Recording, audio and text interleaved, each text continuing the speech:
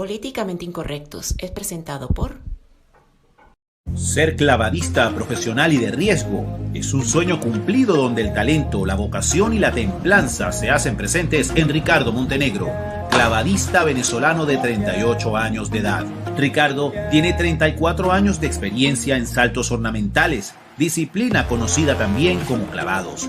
Perteneció a la Selección Nacional de Venezuela, ha sido entrenador de la disciplina y hoy se encuentra radicado en Dubái.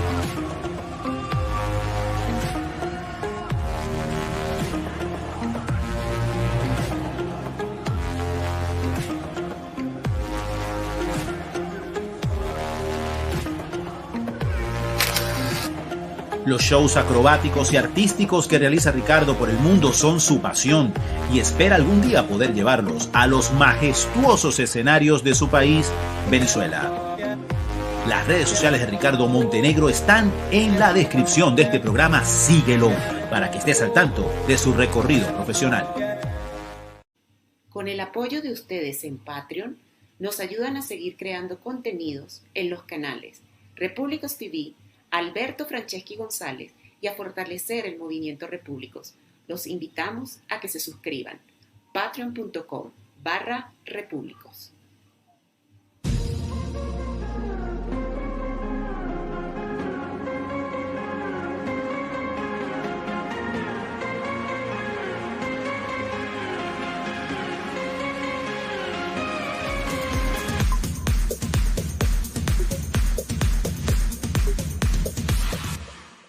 Los participantes de este programa se hacen responsables de sus declaraciones y opiniones emitidas durante la transmisión.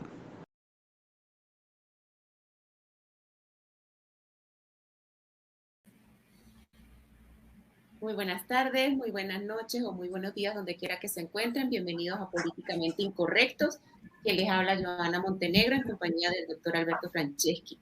Los invitamos, por favor, a que se suscriban a los canales de YouTube de aquí, de esta casa, de Repúblicos TV, de Alberto Franceschi González, y nos sigan también en Twitter, en Getter, en TikTok, como Repúblicos de. Activen, por favor, la campana en la opción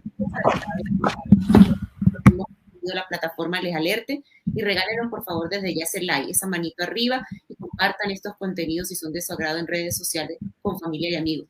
Necesitamos de ustedes para que estos contenidos lleguen a más y a más ciudadanos. Como siempre, el programa lo empezamos con un mensaje o pensamiento que tiene que ver mucho con la temática de hoy. Y quiero hacer un paréntesis, es una parte de mi preocupación con el tema de Colombia. El mensaje de hoy es anónimo, no tiene autor, lo conseguí por allí, pero cabe esto. La peor humillación para un soldado después de combatir por 60 años la guerrilla es que el país, abro comillas, elija, cierro comillas, a un presidente de la guerrilla. Buenas noches, doctor, ¿cómo estás? Buenas noches, Joana, ¿cómo estás tú? Bueno, doctor, ¿cómo vamos a empezar? Porque cuadramos usted y yo que no íbamos a preparar absolutamente nada porque usted me va a hacer preguntas y estoy dispuesta a responder lo que sea, como usted siempre está también dispuesto a responder lo que sea.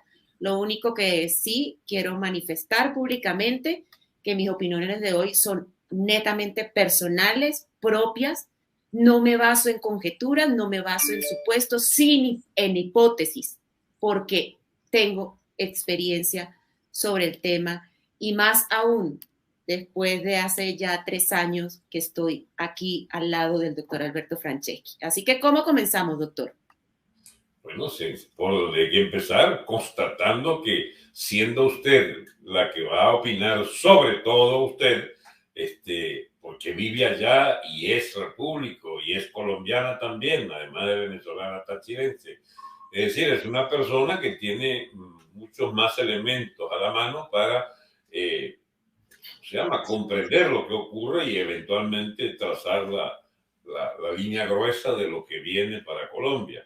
Entonces, la primera reflexión que hay que hacer es más o menos en el plano de pedirte una definición si este es el peor momento para Colombia en 50 años o es apenas un episodio del que podemos sencillamente pasar de largo para esperar todavía una nueva situación aún más definitoria. ¿Es este el punto de definiciones más importante que puede haber alcanzado Colombia en tantos años?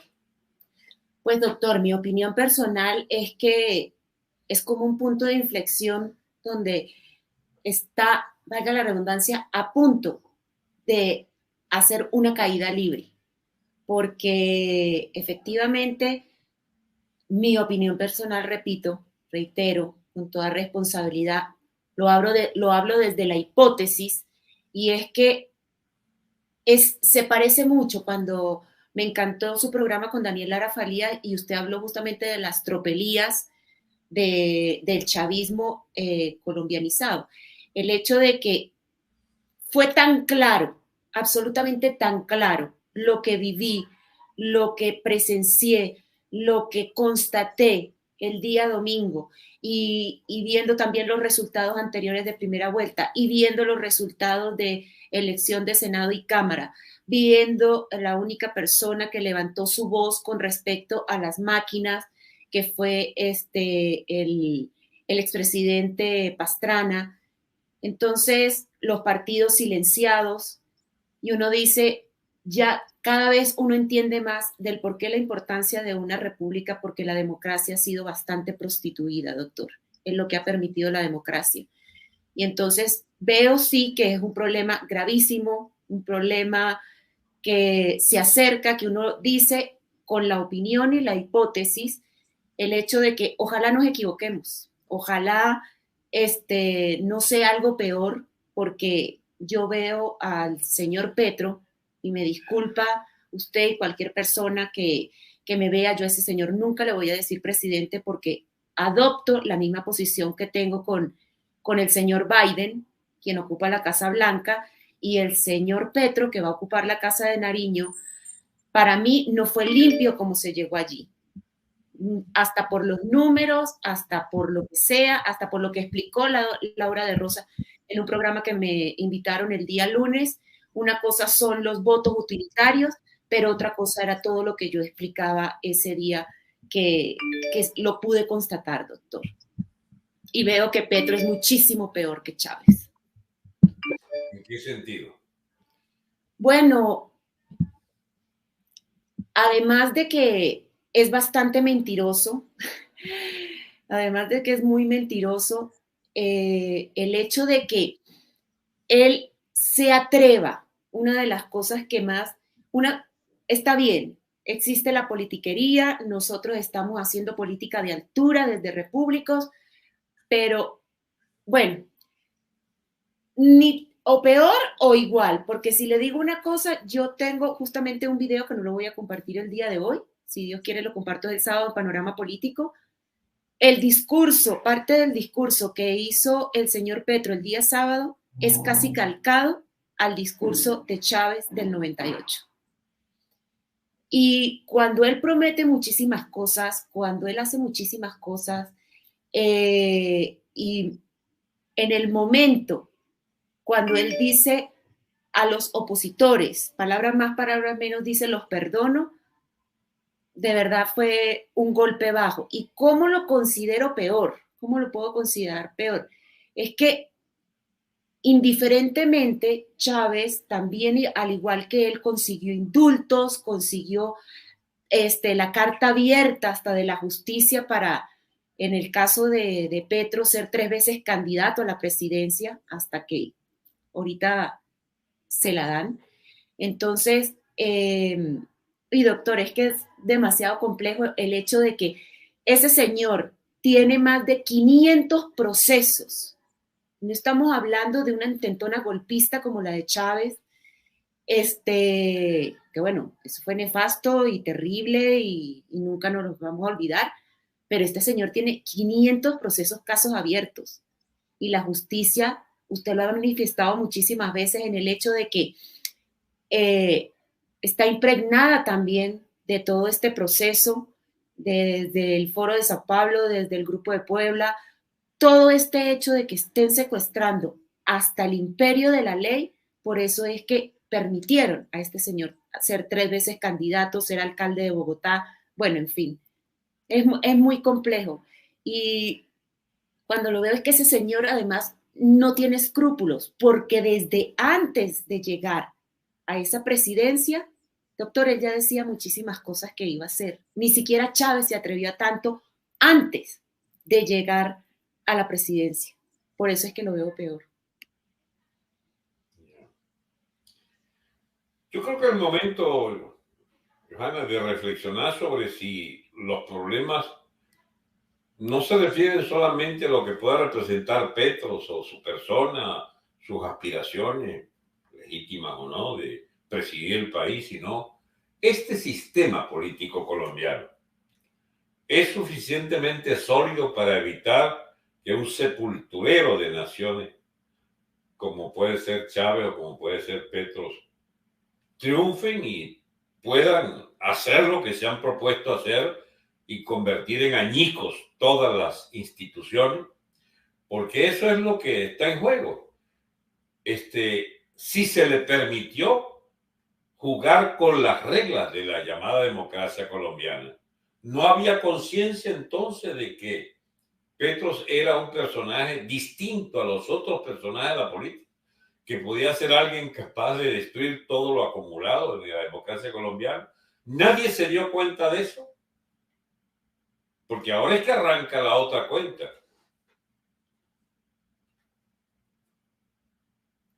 Perdón, lo tenía en silencio.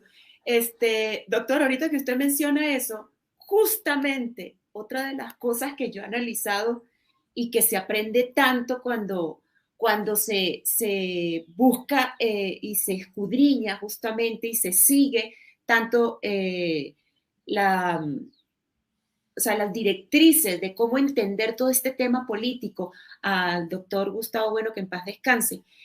Mire, doctor, cada vez más comprobado, y es absolutamente reciente este hecho, porque la república de verdad, además de basarse en lo que nosotros proponemos como república, esa república de ciudadanos, que no esté basada en el estado ese de partidos. Mire, el mejor ejemplo se llama María Fernanda Cabal. Usted sabe que yo he apoyado a María Fernanda Cabal con todo y las diferencias que tengo yo con ella, con el hecho de que no sea provida como nosotros, que defienda a ultranza esas 3 causales que tiene la Constitución, pero como yo le explico a otra gente, hay muchas otras formas de llevar a cabo, porque obviamente cuando uno pone el ejemplo de que una niña o una mujer sea violada, pues que tenga el derecho al aborto, y uno le explica del por qué hay otros mecanismos que se pueden hacer sin obligar a la madre a que tenga por siempre ese niño. Pero hice ese paréntesis porque cuando hubo las elecciones del Centro Democrático, de los precandidatos presidenciales, doctor, allí mismo también se hizo un fraude y no permitieron a que se presentara María Fernanda Cabal, porque quien ganó fue María Fernanda Cabal y ella era un talante que podía enfrentar el nivel de Petro. Porque cuando nosotros hablamos de un Fico, que es una persona, pues no se le conocen procesos, se le conoce como una persona de bien, pero es una persona globalista, doctor, que está por la línea del Foro Económico Mundial, de Klaus Schwab, de Soros, de la misma línea de Duque. Lo mismo pasa con el ingeniero. La gente hoy, el ingeniero solamente está atacando al ingeniero cuando hay un precedente. ¿Quién mató al ingeniero? El ingeniero Rodolfo Hernández, el que compitió con el ingeniero Rodolfo Hernández, solamente le caen a él cuando hay mucho hacia atrás, cuando le digo y le manifiesto no solamente a usted y al público que no son conjeturas, no son supuestos. Yo entiendo a los abogados y entiendo las leyes, sí, pero estoy hablando, como le dije al inicio, estoy hablando de hipótesis por la experiencia que nos da el ser venezolanos, porque es una cartilla, es un libreto, es una copia exacta. Aquí solamente hay que cambiarle las caras y los nombres y esto es exactamente lo mismo. Entonces no es solamente caerle al ingeniero. ¿Quieren caerle al ingeniero? Cáiganle al ingeniero Rodolfo Hernández, pero también hay que ir para atrás con Duque, hay que ir para atrás con Santos, hay que ir para atrás con Uribe y como me decían hoy en un space, tendríamos que ir a la época de la colonia y yo decía, ahí está el doctor Alberto Franceschi, uno tiene que ir hasta allá atrás y es verdad. Porque justamente, doctor, imagínese cada vez ir colocando a una persona más débil para enfrentarse a Petro. Y eso que María Fernanda Cabal tiene muchos detractores y muchos odiadores, por supuesto que sí, pero había que enfrentar al señor Petro con una persona del talante y del nivel que pudiera. Imagínese la misma, le voy a hacer la comparación porque usted fue jefe de campaña del doctor Salas Romer. O sea, con quien había que competir, se tuvo en contra los medios, se tuvo en contra la banca, se tuvo en contra la Fede Cámara, se tuvo en contra absolutamente todo, sí, porque no querían a Salas Romer y fíjense en todo lo que pasó después. Pero resulta que era un nivel que estaba compitiendo contra ese señor Chávez. Pero aquí al poner un nivel del ingeniero Rodolfo Hernández a competir con Petro, doctor, esto... Mira, yo quería rescatar una parte del programa último que hice con Daniel, del último lunes ácido, donde precisamente se refirió él sobre todo a ese episodio de la elección de Chávez. ¿Y sabe qué conseguimos?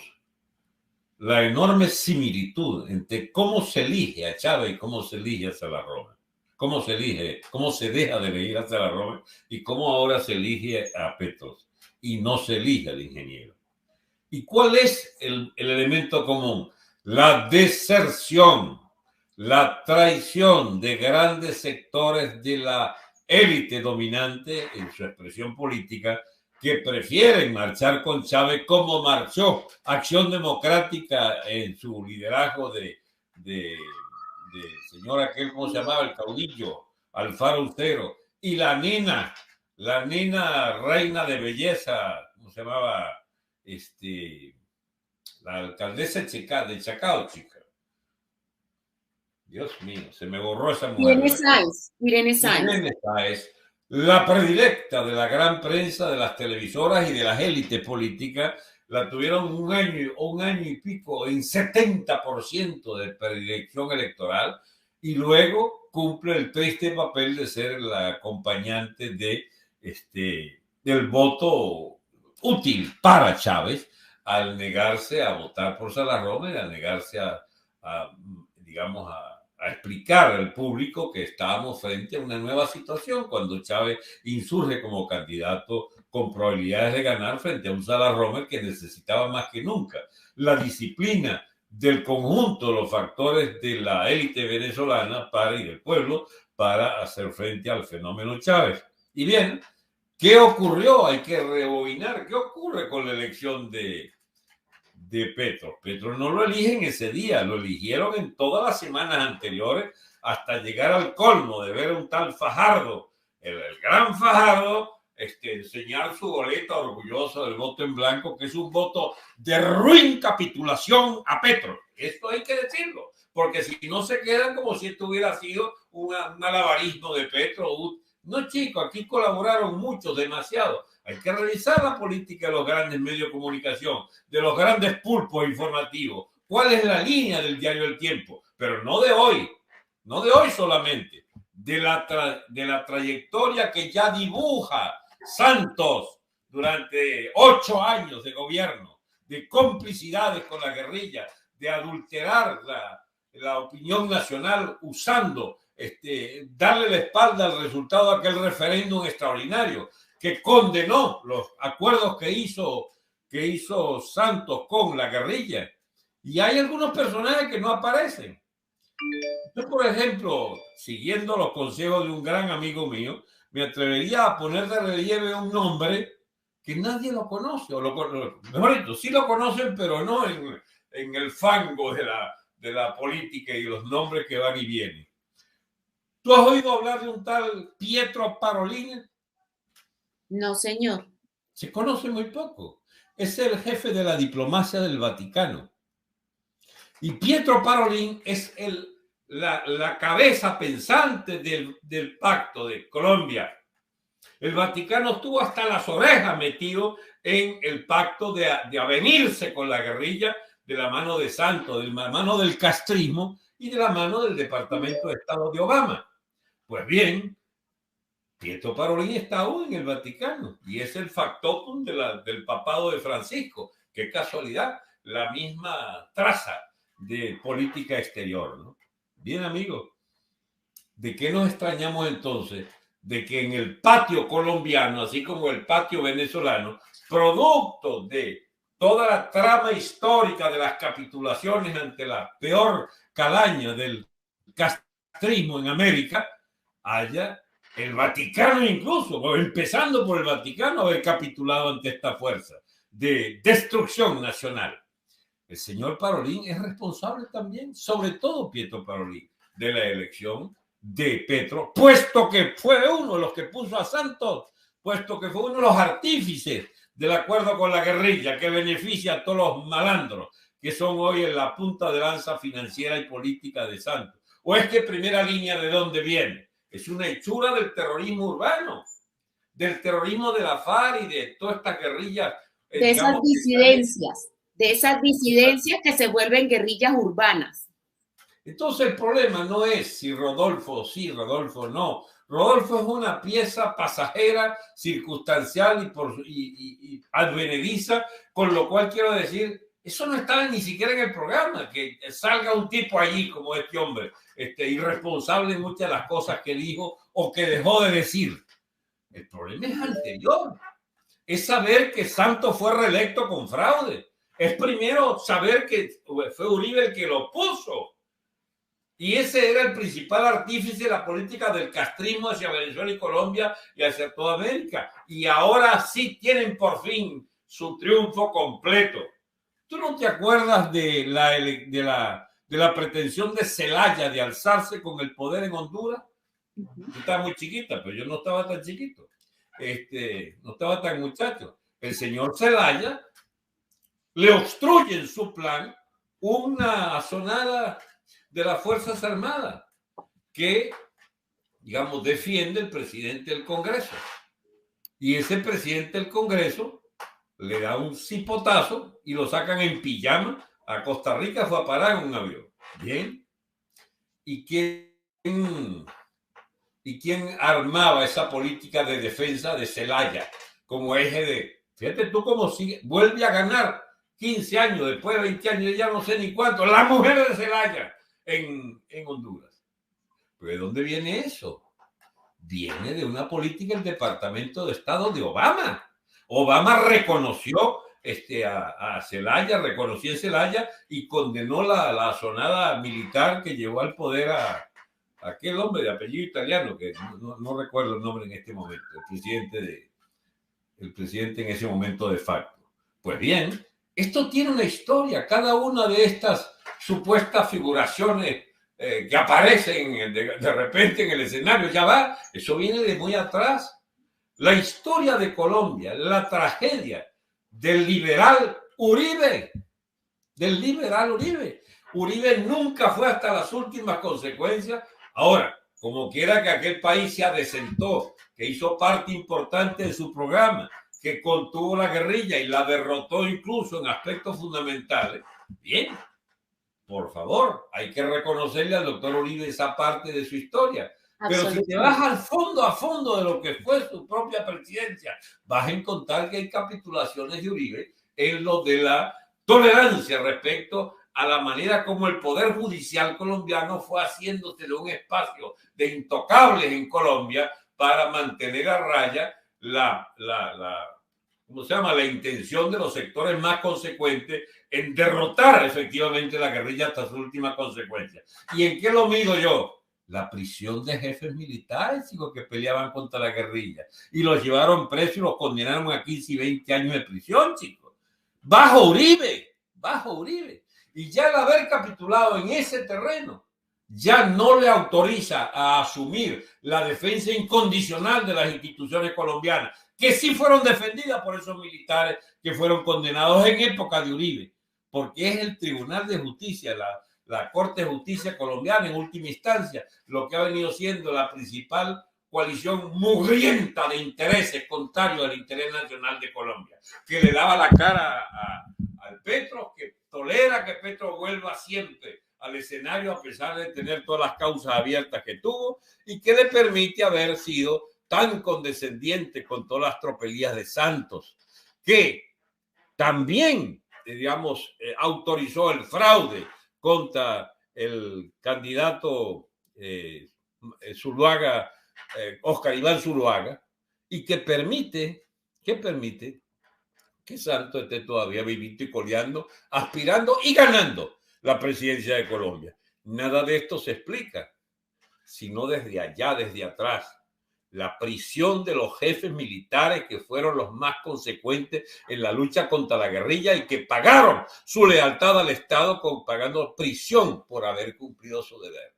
Entonces te das cuenta cómo al relativizar aquello se relativiza todo el resto. Se hacen prohombres y dueños del patio y de la gran figuración personas que no merecen, digamos, sino el descrédito, pero que ni siquiera los conoce la gente para desacreditarlos. Agradecele a Pietro Parolin que su candidato, el señor Petro, fue electo ahora presidente de Colombia. ¿Cómo es eso? Pietro Parolin, sí, Pietro Parolin, del Vaticano, el jefe de la diplomacia vaticana.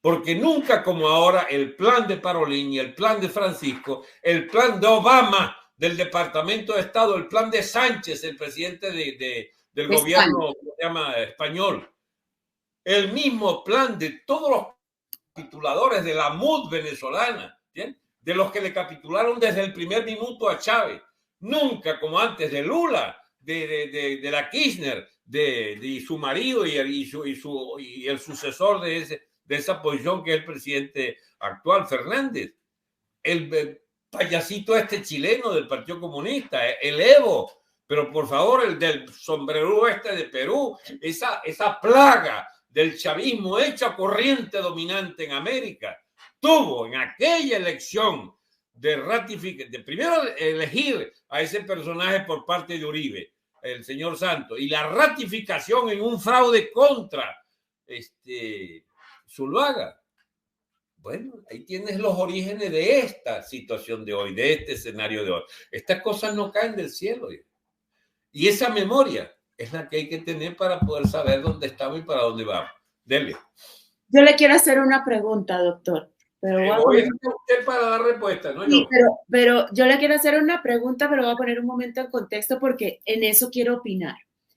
Justamente, doctor, usted en el 2003 se reúne con Álvaro Uribe Vélez para hacer de los miles y tantos golpes, intentar liberar Venezuela, que es lo que tanto necesita. No fueron miles, fueron 2 o 3. Y lo ha intentado varias veces y por eso estoy muy orgullosa de usted. Habló con él, después lo manda a hablar con su ministro de Defensa, que en ese momento era, creo que primo de Álvaro Uribe Vélez. Ahí no pasó absolutamente nada. Todavía se comió. Sí pasó. No me paró la más mínima bola. Exacto. Bueno, qué bueno que lo aclaró. Ahora, con todo eso, pasa, ya eso fue en el 2003, a la fecha de hoy, estamos 22 de junio del 2022, o sea, prácticamente el año entrante ya serían 20 años de esa reunión. En algún momento, alguna vez más, el doctor Álvaro Uribe Vélez, alguno de sus cercanos se puso en contacto en algo con usted. ¿Por qué le pregunto esto? Porque resulta que dime con quién andas y te diré quién eres. ¿Con quién se reúne el doctor Álvaro Uribe? O con María Corina o con Leopoldo López, que Leopoldo López llegó aquí a su finca en Medellín y él puso un trino, el doctor Álvaro Uribe Vélez, diciéndole que él era un héroe. Doctor, eso todo lo que usted está diciendo y por eso quería plantear en este momento esa situación. Porque justamente, bueno, y no quiere llamar a Alberto Franceschi, señor Uribe, si de verdad a usted le importa tanto que porque la dictadura venezolana, porque ellos le llaman es dictadura, ni siquiera le dicen como son, es una tiranía, es un narcoterrorismo, es una organización criminal transnacional, porque no se atreven a hablar ni siquiera como son, de lo que son ellos. Entonces, cualquiera que vea, además de como usted lo menciona, de que es liberal, porque yo le explicaba a otras personas, entiéndanlo así de fácil, él es socialdemócrata, la derecha nunca ha gobernado Colombia, nunca. Y estar un poquito en el centro, eso no quiere decir que sea derecha. Nunca ha gobernado Colombia. El señor es socialdemócrata, que es para nosotros Copey. Bien. Social cristianos es Exacto. otra forma de socialismo Exacto. en Hispanoamérica. Es la teología de la liberación y todas esas cosas. Mira, a ver, el problema parece mentira, pero detrás de estas cosas que hablamos hay problemas aún más complejos los que logramos tratar de hacer entender. Hay las políticas de Estado, mujer, que son mucho más complejas que el libre albedrío de los partidos y de nuestros insultos y de nuestras, ¿cómo se llama?, imprecaciones. De verdad es muy complicado presidir un Estado al lado de otro cuyo presidente enloqueció, como Chávez, y hizo toda clase de barrabasada. Porque juegas con la comida de los colombianos. La cosa es, ¿cómo es que tú mantienes una línea de coherencia, de coherente defensa de los intereses de tu nación y de tu Estado, sabiendo que existe una dialéctica de Estado, una dialéctica que opone a los dos Estados, que los diferencia o que los pone en, digamos, en competencia o en rivalidad? Eso es bastante complejo, admitámoslo. Eso no es tan fácil de despachar como la política de un partido, unas elecciones, etc. Por eso es que difícilmente puede percatarse la esencia última de esas políticas. Cuando Uribe me recibió a mí en su oficina, estaba Chávez, pero en el más fuerte de sus apogeos. Y ya Uribe había entrado en oposición a Chávez y se había retirado de esa confrontación. Estaba como, digamos, vamos a tratar de sobrellevar esta relación compleja, pero venía Uribe de haber superado récords de comercio binacional con Colombia.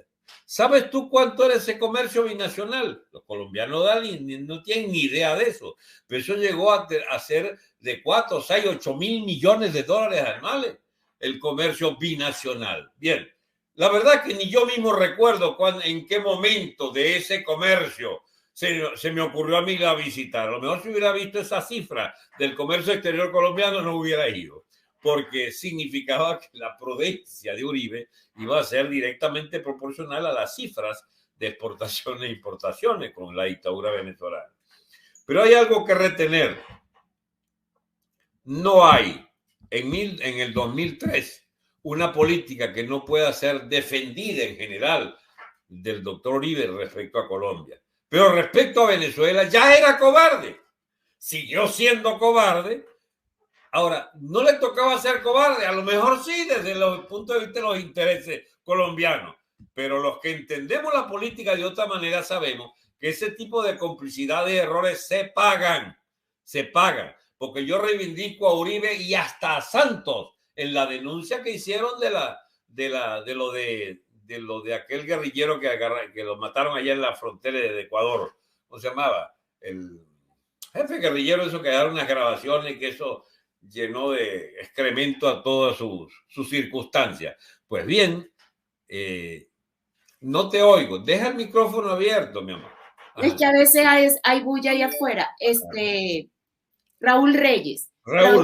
Raúl Reyes, y traspasaron la frontera de Ecuador para poder ejecutar esa. Exactamente. Esa es una etapa que hay que reivindicar a Uribe. Arriesgó. Ahora, ¿tú sabes lo que ocurrió con Chávez en ese momento? Lo logró arrinconar. Y Chávez movilizó 10 batallones a la frontera, que no sé qué cosa. Y de verdad hicieron movimientos allí, locoides, de militares hacia la frontera. Pero no se le ocurrió cogerse 1 centímetro a Colombia. Y dijo Uribe, yo no soy yo el que lo dijo Uribe, en ese momento se llegó a pensar que la guerra era inevitable. Es decir, se llegó al punto de pensar seriamente en si no iban a la guerra o no.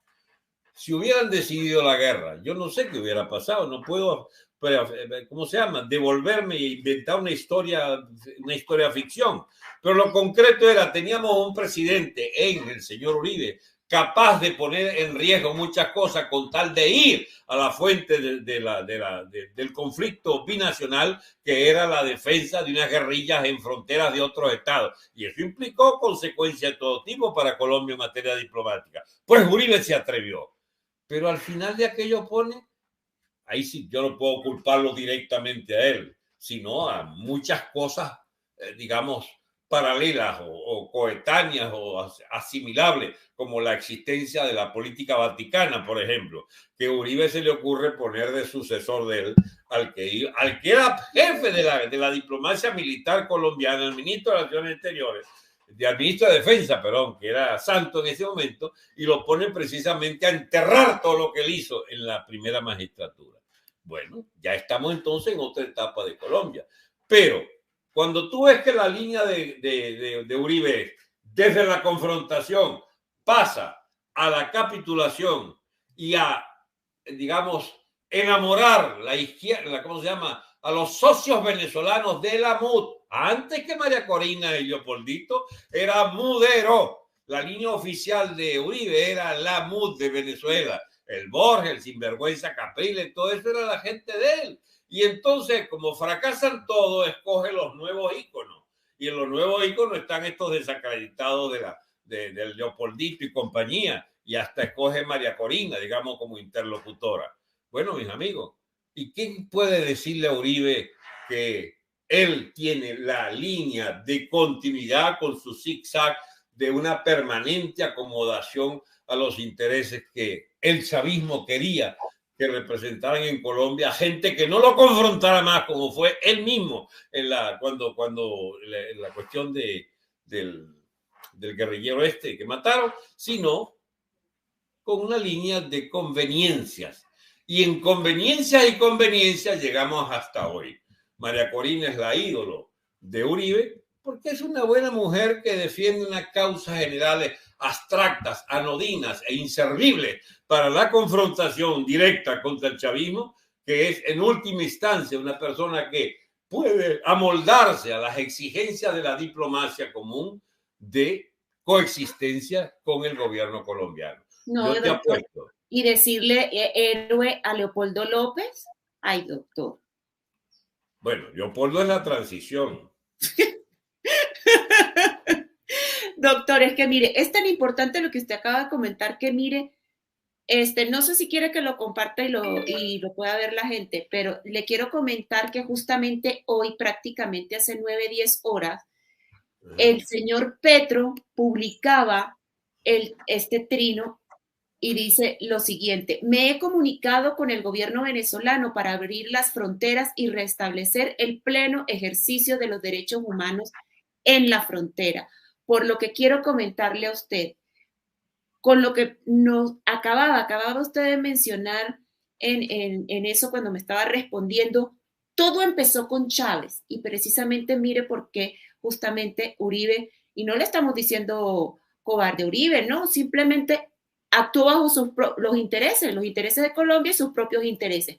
Pero todo empezó con Chávez, porque de hecho, si de algo también soy testigo, como fui testigo de muchas cosas el día domingo en la elección, si hay algo de que soy testigo es porque soy de frontera.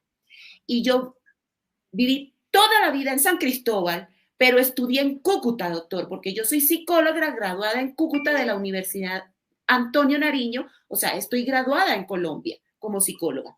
Entonces tenía que ir a clase a Cúcuta. Y entonces, cuando veo ese trino, uno dice, pues me parece maravilloso, eso es algo lógico que tienen que hacer, o sea, pero mire que todo empezó con Chávez, se agrava con Maduro y las cosas de la izquierda. Ahora Petro es el salvador porque va a pedir y pidió de que se abriera la frontera, doctor. Ahora, la pregunta más compleja que yo te puedo hacer ahora es, ¿y tú estás o no a favor de la apertura de la frontera? No, por supuesto que sí, por supuesto que sí. Lo que pasa es que yo digo que lo hacen ahorita porque él es el salvador. Es el hecho de que cuando el comunismo, el socialismo del siglo XXI te parte las piernas y luego te da las muletas. Así es, una buena imagen. Eso es lo que va a ocurrir, lo que está ocurriendo. Por fin puede haber otra vez normalidad entre Colombia y Venezuela cuando reina el delincuente Maduro y de este lado el protodelincuente, ¿cómo se llama? Petro, que se entenderán por encima de la frontera, clausuradas para reabrirlas y hacer un buen negocio los dos de lo que eso significa. El problema es el nuestro. ¿Qué hacemos con ese país que ya está desangrado en el caso de Venezuela y al que pretenden desangrar como es Colombia? ¿Dónde están nuestras mayores esperanzas? Yo no quiero ni pronunciar lo que voy a decir, pero si nuestra esperanza radica en la oposición que hagan los liberales colombianos ante Petro, como que estamos más fritos que antes. Ahora, esperemos, porque a su vez las políticas en cada país dependen de la capacidad de los pueblos de rechazar o no a sus dirigentes en sus políticas obtusas y de capitulación ante enemigos históricos. Vamos a darle un crédito abierto a la oposición colombiana que ve cómo hace contra el reinado de Petro. Porque a lo mejor nos conseguimos que ni Petro es tan malo como lo era Chávez, ni la oposición es tan capituladora como fue la nuestra frente a Chávez también. Queremos equivocarnos. Que ojalá, porque no podemos, Johanna, y de verdad es algo que uno ya aprende con los años. Uno no puede apostar siempre a que lo peor es lo mejor. No.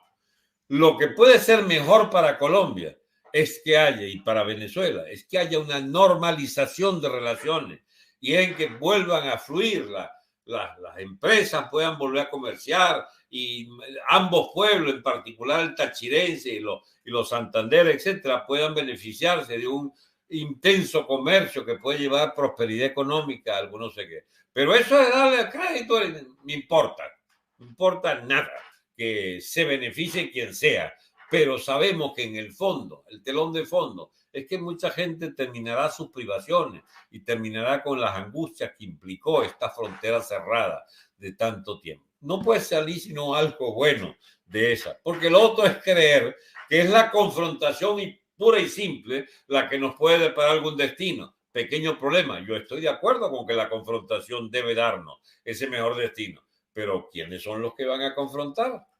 En manos de Leopoldito, en manos de los que fueron a abrir con aquella operación de Cúcuta, de Guaidó y compañía. Y de este lado, ¿quiénes son los que operan esa reapertura de frontera? Anda tú a saber qué intereses bastardos.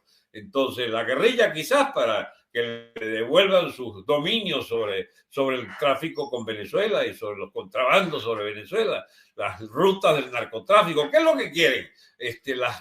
Desde las bases colombianas de la delincuencia guerrillera colombiana, ¿qué ganan con la reapertura de frontera? A lo mejor la reapertura de frontera implica que deben por lo menos guardar la forma y deben tratar de impedir que el narcotráfico en sus versiones más delincuentes,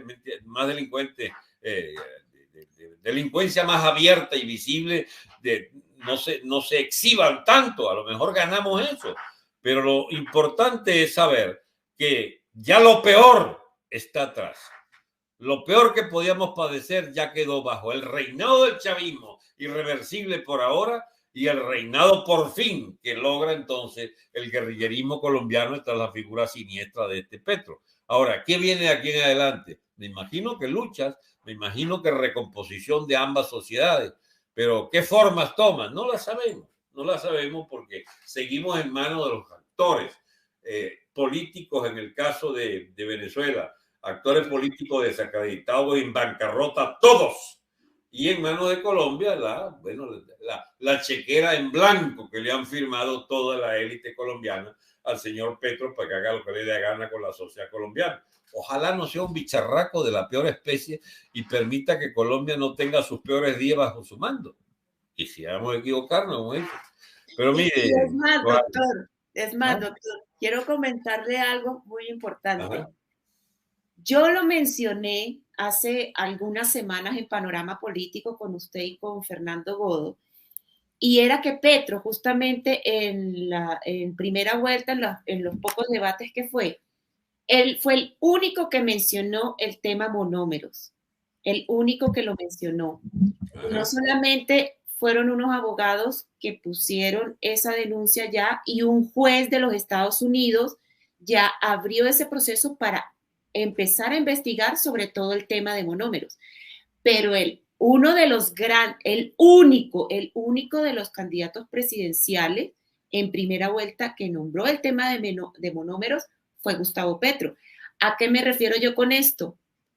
Así que si logran poner la mano a ver, si le ponen la mano a la MUD como ladrones de monómeros, sería un favor que nos hacen. Exactamente, eso era lo que quería decirle. No lo pude haber yo dicho mejor.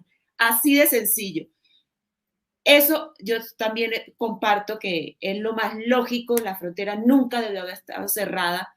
Toda la vida nosotros pasamos de Cúcuta a San Cristóbal así y nunca sufrimos lo que sufrimos cuando salimos del país. Pero y entonces, Johanna, esto sirve para diferenciarnos radicalmente de las conductas de la MUD. Total. ¿Usted está a favor de que los de monómero que se robaron esa vaina paguen presos por año y año? Aprobado. Nosotros estamos porque los culpables de esos latrocinios gigantescos paguen. El señor Borges y el Caprilito y el Leopoldito, todos ellos, ¿bien? Y la firma, el tal Guaidó, ¿bien? Por supuesto, estas cosas no son bien vistas en la izquierda progre, en los círculos diplomáticos, de las prudencias, etcétera. ¿Qué carajo tenemos nosotros que ver con la honradez de Guaidó y de Borges? Preso deberían ir por ese robo altos reales. Nos lo robaron a nosotros los venezolanos en suelo colombiano. Y también es una empresa donde hay intereses colombianos y por supuesto. Mira, ahí hay cosas tan oscuras, mujer. Que si hicieran una investigación a fondo, ¿tú sabes quién sale achicharrado en lo de monómero? Pero bien achicharrado, adivina quién. El filósofo del Zulia, que exigía sus cuotas para darle la uria necesaria a los amigos que él tenía por allí en determinados gangs de Colombia. No, chica, eso se pierde de vista la cantidad de cosas que pueden hacerse si se va a fondo contra los delincuentes a ambos lados de la frontera. Y nosotros que no tenemos nada que ver con ninguno, bueno, auspiciamos que se haga justicia y que sea transparente la justicia en este caso. Bueno, pero todavía queda algo que conocer. ¿Cuál es tu pronóstico sobre Colombia? Pues mi pronóstico, doctor, viene a hacerle una gran pregunta justamente de que usted me dé luz, así como fue, y recomiendo totalmente el programa de Daniel Lara Farías con usted el lunes ácido. Quien no lo haya visto, por favor, vaya y véalo en el canal de Daniel Lara Farías. Doctor, mi pronóstico es muy preocupante, especialmente por las Fuerzas Armadas de Colombia. En medio de los excesos que puedan haber ocurrido, de ciertas particularidades e individualidades de un SMAT, de una policía, de un ejército, porque lamentablemente en cada profesión, en cada ramo y en cada parte hay personas buenas y hay personas malas, y sí, no se puede negar los abusos, los excesos que ha cometido particularidades e individualidades de la fuerza pública. Pero lo que más me preocupa, doctor, es a esto lo que no logro como hacerle la lectura y el análisis que usted podría hacerle, porque temo muchísimo el hecho de que lo veo yo como un peligro, la única institución sólida que le queda a Colombia, que son las Fuerzas Armadas, porque yo ya he leído publicaciones, trinos, bueno, en cualquier red social de algunos coroneles, o sea, esos mandos medios. Obviamente uno no ve el nivel de los generales, pero sí de los mandos medios, entre mayores, coroneles, como ya le mencionaba, de que prefieren justamente hasta quitarse el uniforme, pero no servirle a ese señor. Bueno, entre comillas, yo lo veo como una dignidad y como un honor de un militar, ¿no? Pero también en manos de qué puede quedar, porque obviamente en muchas ocasiones también hemos visto que ha sido penetrada e infiltrada las Fuerzas Armadas de Colombia, como las Fuerzas Armadas de nosotros que destruyeron. Entonces, esa es mi gran preocupación y me gustaría más bien escucharlo a usted, doctor, más que de Johanna decir un pronóstico, porque eso es preocupante. Es que Johanna, es la única institución. Johanna eres tú, ¿no? Sí. Habla como los papas, Johanna. En tercera persona. Mira, Johanna, yo la verdad que confío, hasta donde puede uno confiar en cualquier institución humana, en lo que pueda hacer el ACORE, la organización ACORE, de la oficialidad en condición de retiro, pero que representan la opinión política de la Fuerza Armada de Colombia, y hasta ahora ha sido impecable su línea de conducta a lo largo de años. Y bien, eso es lo que debe responder ACORE. Yo juzgo a ACORE por una sola actitud. Yo hablé con ellos en 2003 también.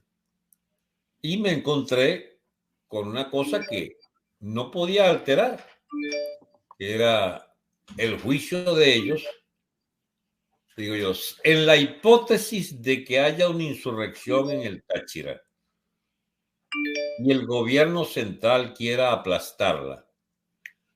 El ejército colombiano, si nosotros le pedimos auxilio, te estoy hablando de algo que era perfectamente posible. Si el pueblo venezolano reunido en torno a sus líderes allí en el Táchira le pide auxilio al ejército colombiano para que lo ayude para evitar la represión masiva del ejército venezolano, ¿ustedes acudirían? Dijo, sí, pero previa autorización de nuestro gobierno colombiano. Son tipos institucionales. No les puedes quitar lo bailado en ese sentido. De manera que ellos, hasta esa hipótesis de ir contra el ejército y el Estado venezolano, defendiendo una insurrección popular en Táchira, así en esa época, siempre y cuando el Estado. Una organización como la CORE, que ha discutido política permanentemente a lo largo de todos estos años y de que ha visto enjuiciar a muchos de los oficiales del ejército por los infundios, las calumnias y las trapisondas que han hecho el aparato legal de las guerrillas enquistado en la justicia colombiana. Bueno, tendrán ellos que decidir qué es pertinente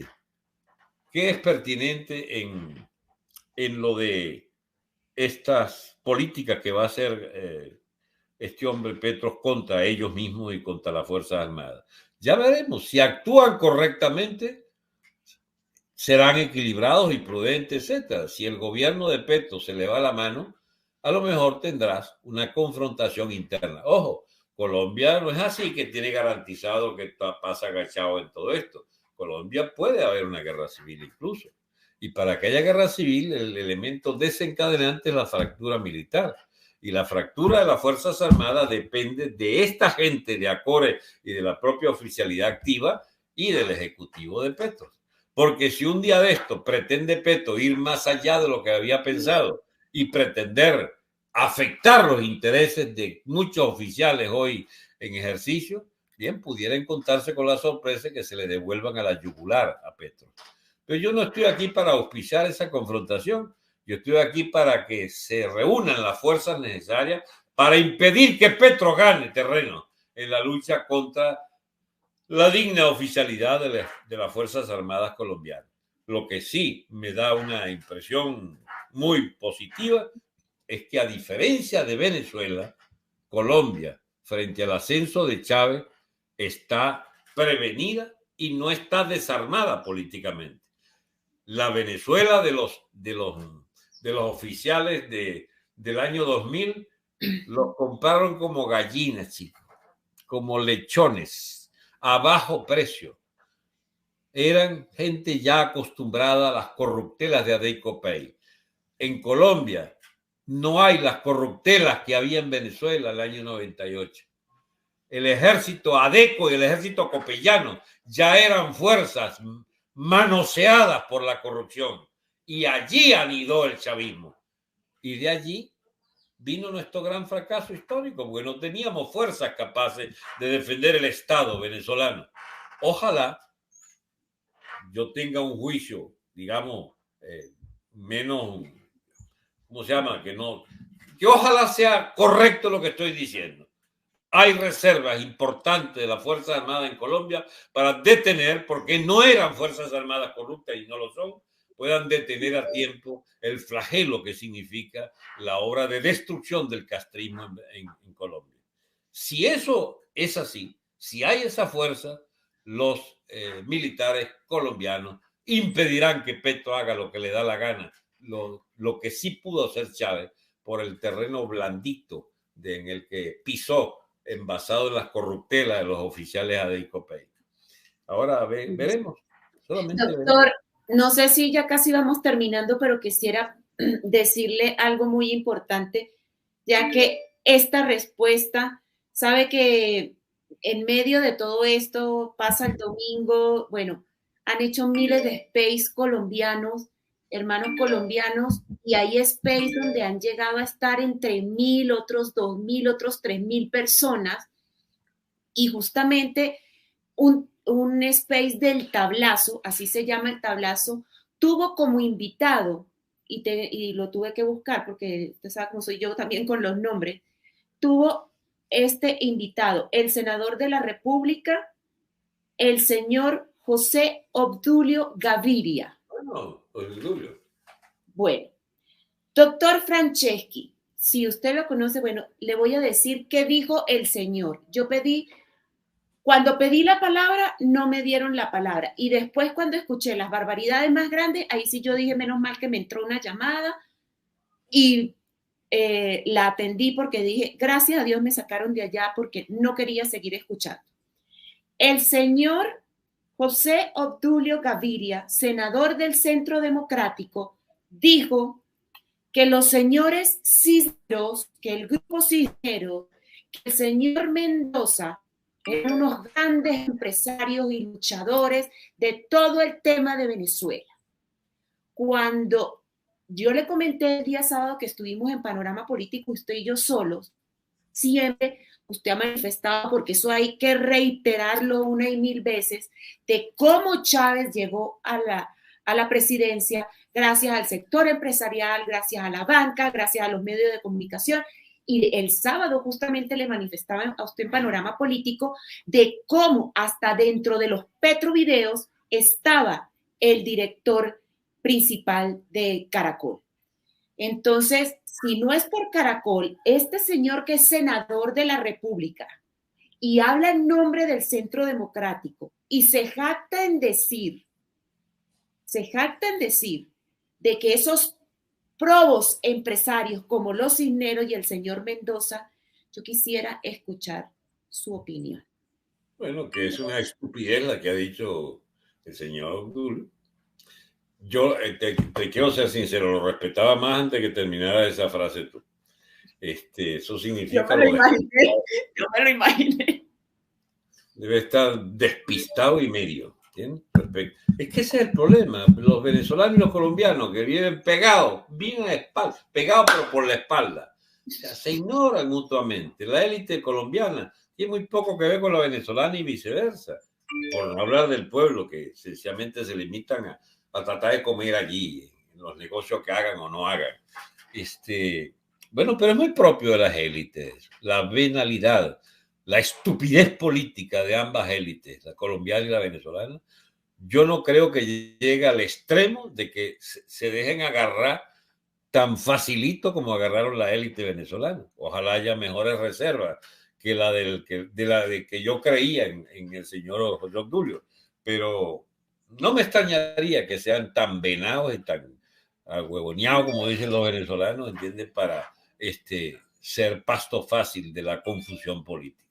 Ahora, ya veremos. En última instancia, es el pueblo venezolano y el pueblo colombiano los que tendrán que decidir por encima de las cabezas de estos que se dicen sus representantes, los que deberán defender sus intereses históricos. Y los intereses históricos de Colombia, Centro Democrático, ya pasó. Ya pudo haber sido y no fue. Ya pudo haber defendido y no defendió. Ya pudo representarlos plenamente y no lo hizo. Ya es de los que pasaron la página los colombianos al no darles ni siquiera la oportunidad de seguir dirigiendo Colombia. Entre otras cosas porque su jefe histórico, el señor Uribe, eligió a dos presidentes que dan vergüenza ajena. El tal Santos y el tal Duque. Entonces, Yo sí noto una cosa.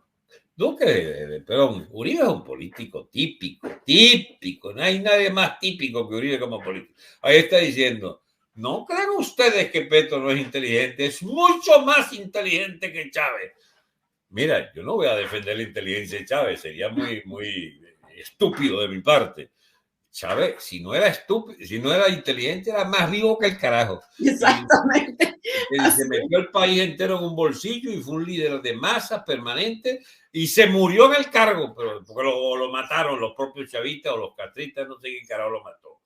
Pero lo que hizo Chávez fue una obra descomunal de desmontaje del Estado venezolano. Chávez no fue ningún tarado mental.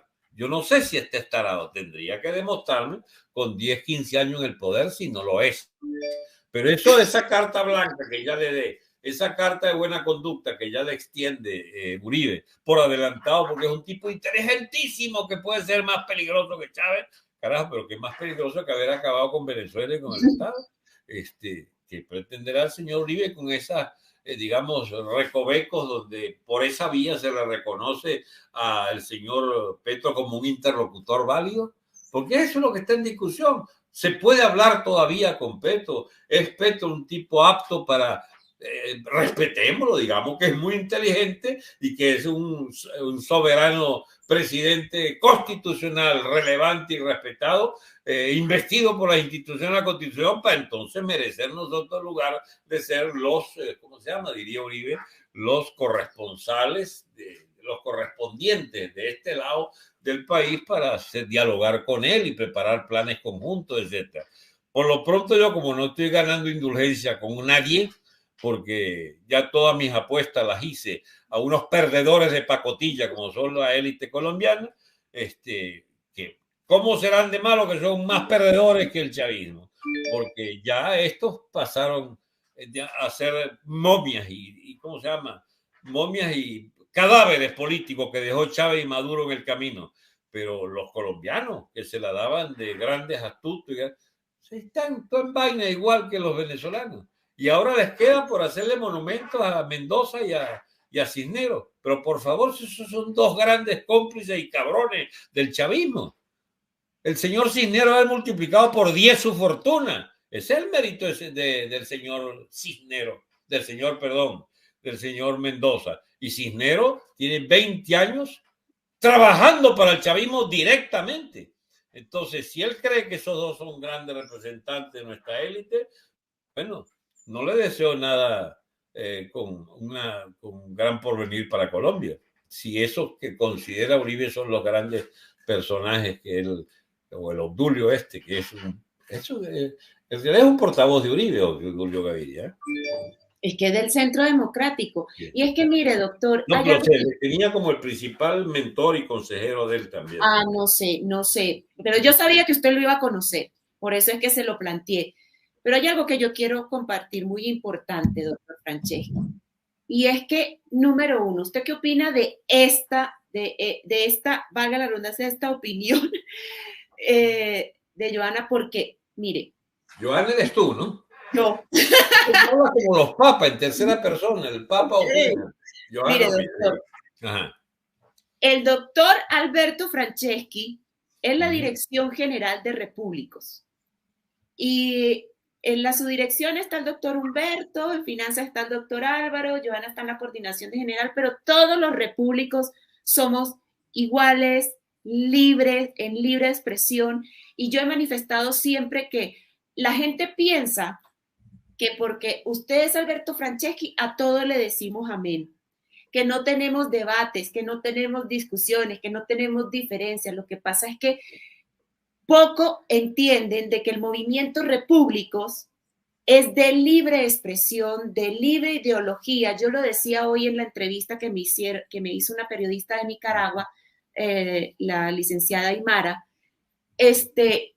Yo por eso estoy de acuerdo con usted ¿cuál es la necesidad de que nos tengamos que decir derecha, no sé qué más? Y yo le digo, tenemos de derecha lo que tiene la gente de bien que está en la derecha. Tenemos de conservadores lo que tiene todos los conservadores que están allí. tenemos lo que tienen algunos libertarios, algunos, no todos, porque obviamente creemos en la libertad de mercado, creemos en un Estado pequeño, creemos, o sea, tenemos de cada uno, y eso era lo que, porque ella me decía la diferencia y que si tenía culpa la derecha de todas estas cosas que están sucediendo. Entonces, a eso es lo que voy.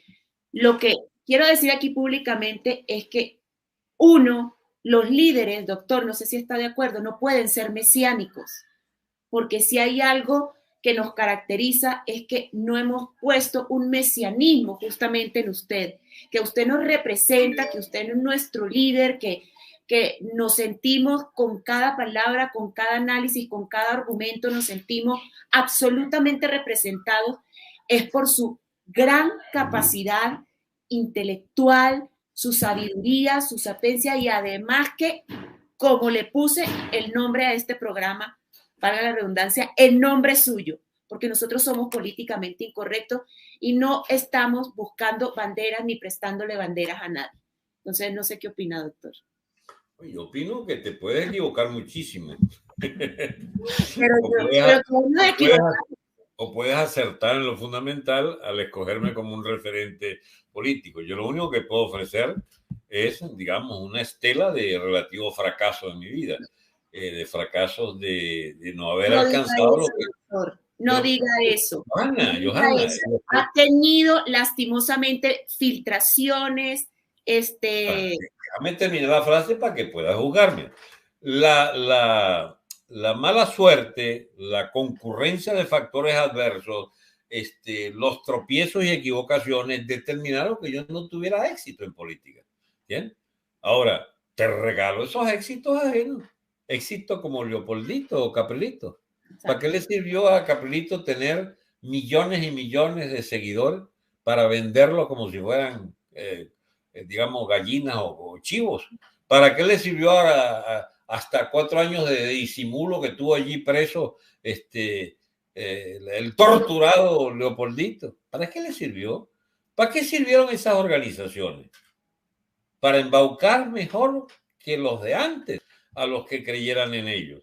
Yo no tengo esos seguidores, pero es que no podía tenerlos, porque para tener éxito en Venezuela se necesita tener millones de dólares, que no los tuve. Ellos los tuvieron y lo vendieron. Yo lo único que te puedo decir lo siguiente: con la 100ª parte de lo que esta gente gastó en político malbarató, yo hubiera hecho una poderosa organización basada en principios, en libertad de expresión interna y en cero caudillismo, como para hacer viable una gran plataforma política de oposición irreductible al chavismo. Es lo que hemos tratado de hacer sin ninguna ventaja material. Ahora, el éxito final de estas ideas.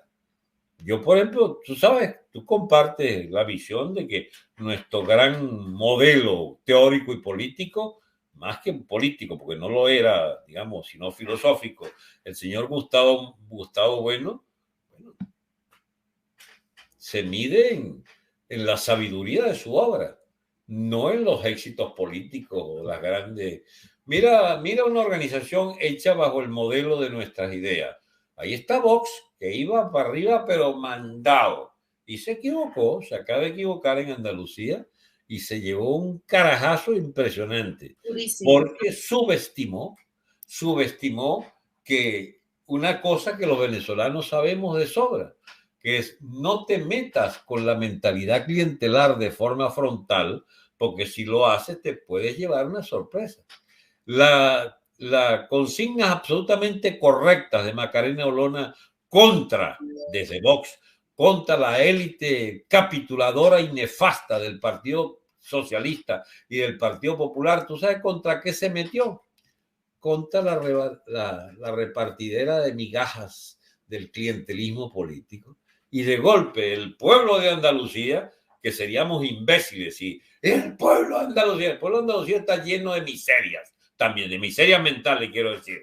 Está lleno de la postura política que le han enseñado sus líderes a través de años y de décadas, que son las del oportunismo más abyecto. El que comience a actuar en política basado en que uno se postra ante el trasero del pueblo y empieza a rendirle culto a sus supuestas virtudes, y no saca la conclusión básica de que hay ruindad en muchos propósitos de la gente, oportunismo del más abyecto, facilismo, los privilegios, las rapiñitas.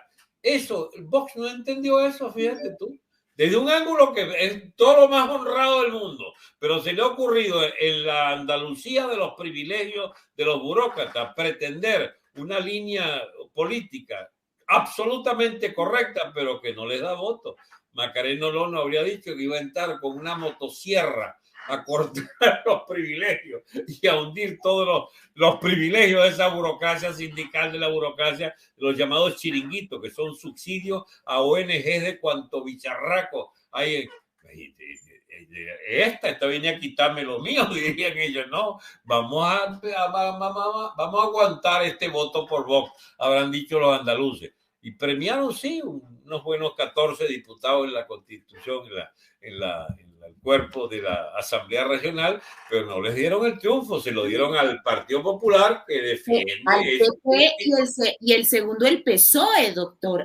Votaron el PSOE. El PSOE tuvo 40 años dirigiendo Andalucía y fue la que armó toda esa clientela. Y el PP, en lugar de romper con eso, lo que ha es seguido la defensa de esas clientelas. Bueno, te explicas ahora por qué nadie podía contra Deicopey. ¿Cómo iban a poder contra Deicopey si eran dos gigantescas maquinarias de derroche de todo el ingreso petrolero canalizado hacia sus militantes por la vía del robo en las élites y de la manguangua de todas las reivindicaciones que le daban a su burocracia sindical o a los que iban a ser dueños de casa o de negocio o de toda clase de privilegios? Diga. Doctor, por eso es que la República de Ciudadanos, en acabar con esos estados de partidos, porque usted muy bien lo ha explicado. Si María Pérez de La Grita es una persona intachable, es una persona preparada, tiene aspiraciones y me quiero lanzar, ¿por qué tiene que tener un partido atrás si tiene todo el derecho a postularse para llegar y ocupar un cargo? Bueno, en todo caso, otra constitución, otro estado, otra conducta de los dirigentes políticos, como que no ha llegado todavía, Johanna. No. Mientras tanto, yo quisiera saber quién escribe en tu portal en este chat.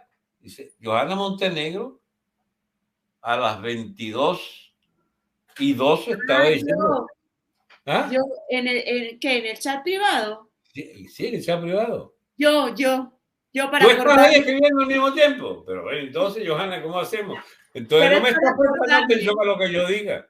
Claro que sí, lo que pasa es que si no se me va la idea, porque es que yo soy muy Dori, doctor. Yo soy muy Dori. Sí. Pero de verdad. Hago una cosa o la otra, las dos no la puedo hacer.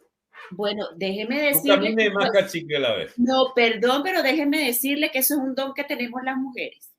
Ah, cierto, sí. Bueno, ya yo sí había descubierto que no era mujer. Por eso. Bueno, doctor. Qué bueno. De verdad ha sido un placer. Me gustó. Me encantó tu programa contigo, que hables más. Siempre, yo te he pedido siempre, la gente va a tener que creerme, porque lo dices tú enfrente mío y en público, en directo.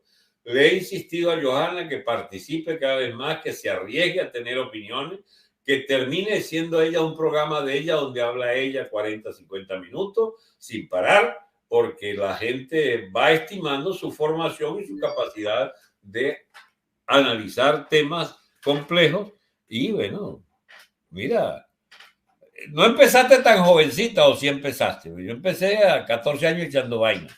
No, doctor, yo ya he pedido perdón por eso como 80,000 veces, porque Virgen Santísima, la burralidad mía, por Dios, abrir los ojos en el 2017. No, doctor, qué pena, qué vergüenza. Pero no importa, puedes tener tiempo. Lo que no vas a lograr es que hayas acumulado tantas estupideces como las que uno pudo acumular después de tantas equivocaciones, porque tuviste menos incursión en la política.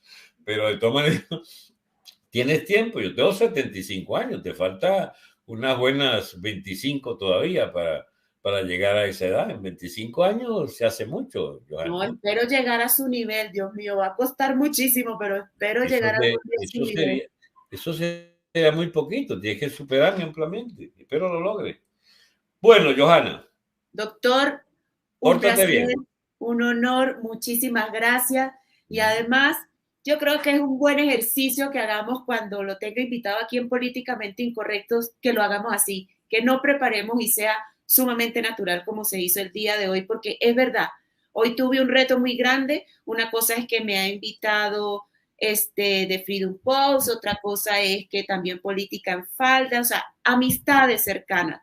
Pero el día de hoy sí me sentí que como Repúblico y como Johanna Montenegro, con esa entrevista de la periodista nicaragüense, de verdad, me siento orgullosa de ser Repúblico, doctor.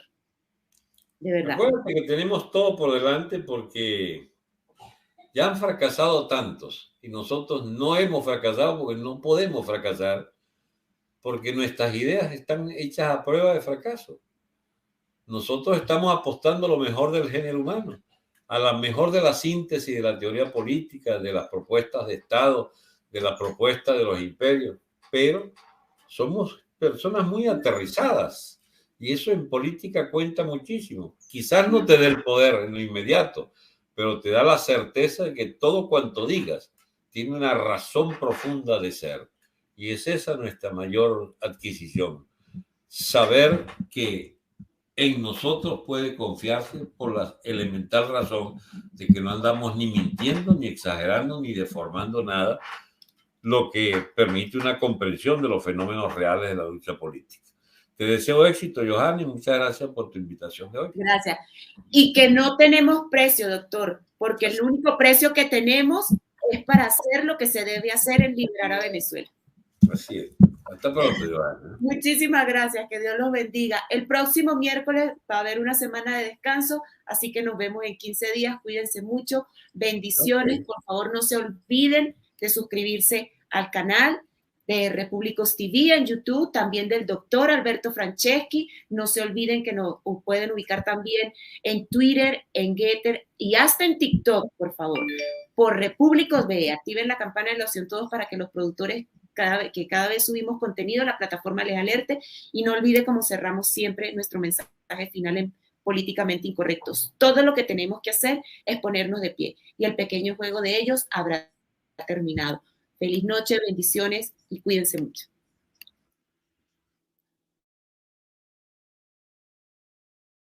Los participantes de este programa se hacen responsables de sus declaraciones y opiniones emitidas durante la transmisión.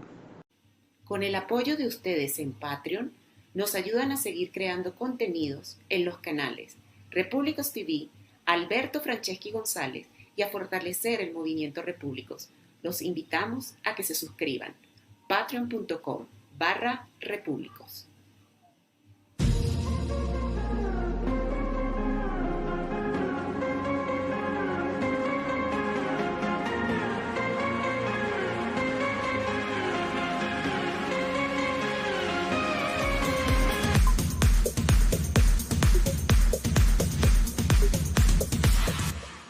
Políticamente Incorrectos fue presentado por...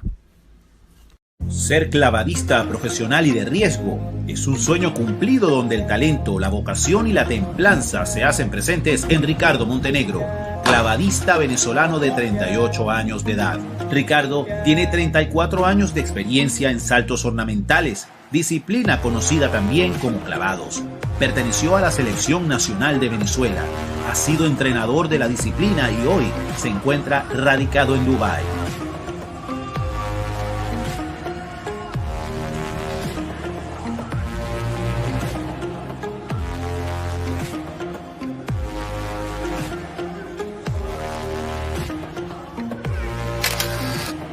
Los shows acrobáticos y artísticos que realiza Ricardo por el mundo son su pasión y espera algún día poder llevarlos a los majestuosos escenarios de su país, Venezuela. Las redes sociales de Ricardo Montenegro están en la descripción de este programa. Síguelo para que estés al tanto de su recorrido profesional.